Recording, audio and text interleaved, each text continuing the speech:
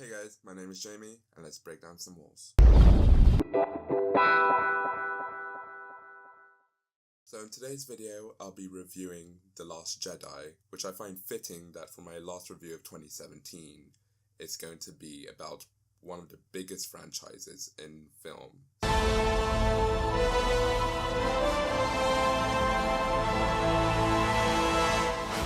Basically, the plot consists of the Resistance, after failing to get away from the First Order in a battle through hyperspace, trying to find a new way to escape their clutches as they're being chased down by their fleet. In the meantime, Rey attempts to get Luke to join the Resistance and to teach her the ways of the Jedi, as well as confront him about his past with Kylo Ren. I really liked the plot structure of the film. I thought that it was really good, and in some ways it reminded me of Mad Max, the fact that there was a chase which formed the major part of the narrative, although I like the fact that there was also tangents to this narrative structure. And I also thought that there are some parallels that can be drawn from The Last Jedi to The Empire Strikes Back. However, it's also a natural consequence of the fact that The Force Awakens was so much like A New Hope. Before I continue with my review of this film, I think it's important to keep in mind one of Luke Skywalker's quotes that appeared in the trailer. This is not going to go the way you think. The fact of the matter is, this film has been very divisive amongst fans.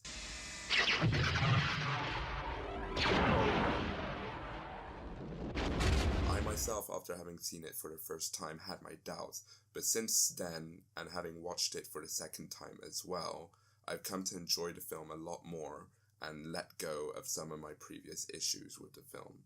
I think that quote from Luke Skywalker helps to understand why this film was so divisive. In the 2 years following The Force Awakens, a lot of fan theories had developed as to what will follow in the film, the origins of certain characters, for example, Rey being a descendant of Obi-Wan or something like that.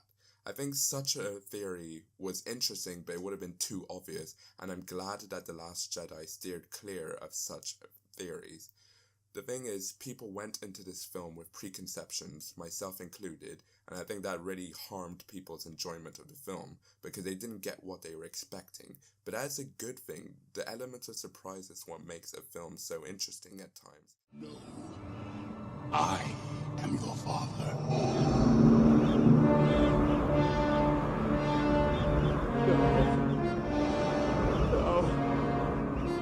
It's not true.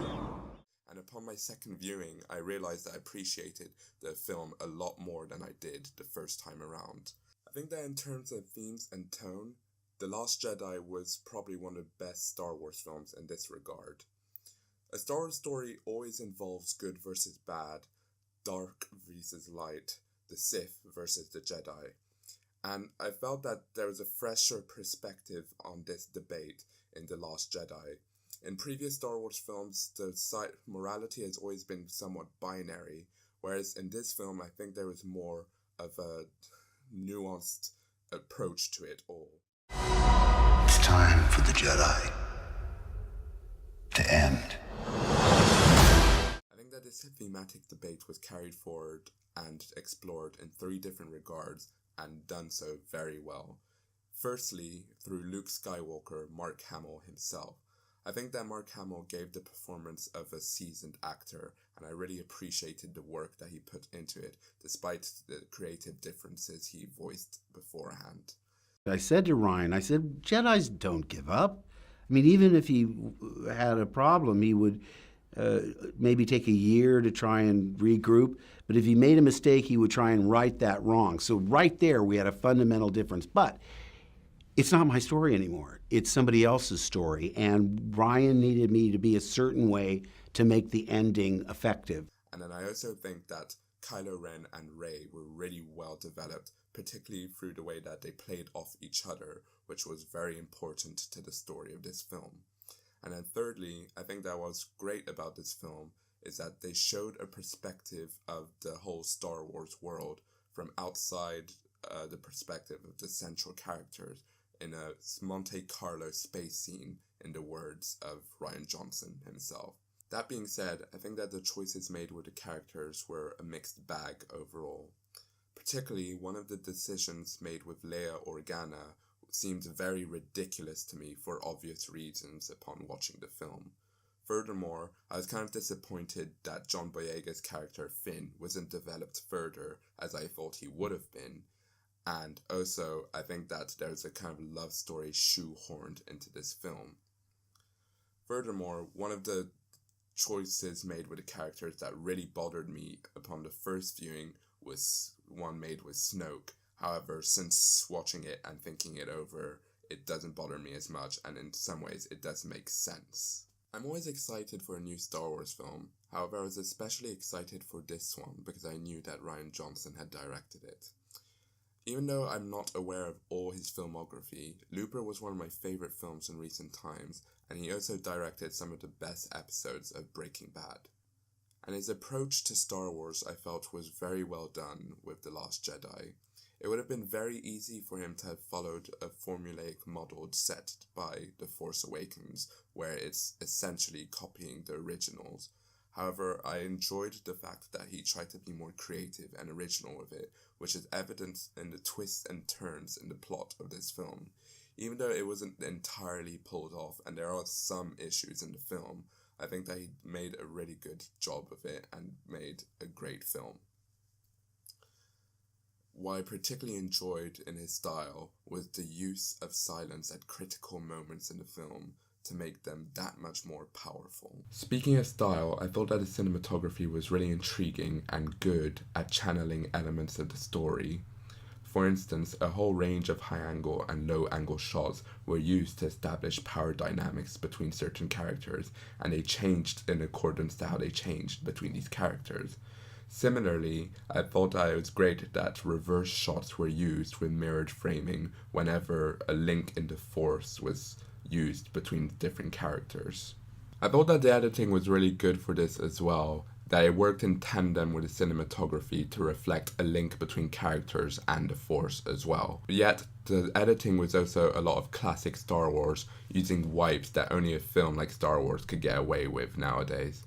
And the thing is, a lot of the elements in this film was classic Star Wars. For instance, John Williams came back to give a once again great score. And that's because there are so many elements that are just what contributes to the whole feeling of Star Wars.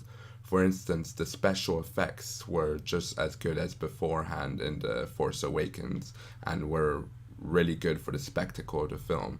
That being said, with regards to the special effects, the only thing that really bugged me were the porgs. However, this was something that bugged me from the very first trailer because I thought it was just another merchandising ploy for Christmas so that kids will be asking for it. Similarly, I think that Star Wars has delivered once again with the production design and the costume design, particularly for when it involves the First Order, at least the dark side. I think that the costume design for the Stormtroopers is much cooler than what they used to be, and Captain Phasma is awesome, yet she is still just another Boba Fett. With regards to the dialogue in this film, I thought that the dialogue was really powerful at times, and there were some great lines in this film, finding a good balance between humor and drama. But there's also one line of Kylo Ren's that really bugged me in one of the final battle scenes. After having seen it 2 times and considering it over for around 3 weeks, I've concluded that The Last Jedi was much better than I had initially given it credit for, and that's why I'm going to give it an 8. One more thing to add. I think that it's interesting that Mark Hamill has come out since to say that he was wrong about his initial opinions surrounding this film. And even though it's very possible that a Disney executive told him to do so, I also think that it's very possible that he went through a similar thought process as I did. The thing is, there's always going to be fans that are upset with the film, and I think that's, even though there is some legitimate complaints about this film, a lot of the complaints have been disproportional.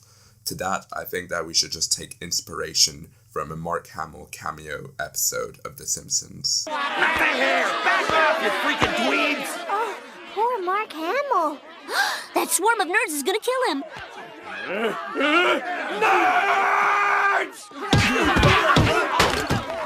Hey guys, thanks for watching this video, and thank you if you've been following my reviews throughout the year. It's really been a fun project to work on throughout 2017, and I've really appreciated the support and the subscriptions I've been getting. Anyways, for 2018, if you haven't already, please subscribe, because everyone needs a break.